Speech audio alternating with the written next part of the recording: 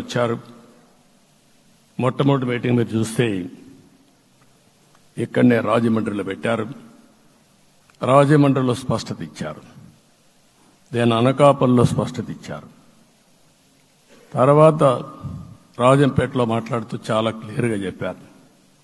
ఇదే విజయవాడకు వచ్చినప్పుడు రోడ్ షో పెడితే నా జీవితంలో ఎప్పుడూ చూడలేదు, ప్రధానమంత్రి గారు కూడా అదే చెప్పారు, బ్రహ్మాండమైన రోడ్ షో విజయవాడలో జరిగిందని ప్రధానమంత్రి గారు కూడా అభినందించే పరిస్థితికి వచ్చారు. ఇవన్నీ కలయికే మన విజయం. ఈ విషయం మనం గుర్తుపెట్టుకోవాల్సిన అవసరం ఉంది. మీరు కష్టపడ్డారు. నేను చాలా ఎన్నికల్లో చూశాను. అందరూ అభ్యర్థులు కూడా ఈ ఎన్నికల్లో కష్టపడిన విధానం కానీ ఇంత కష్టం నేను ఎప్పుడూ చూడలేదు. ఒక్క మాటలో చెప్పాలంటే ప్రతి ఒక్కరూ మనసు పెట్టి పనిచేశారు. అందుకే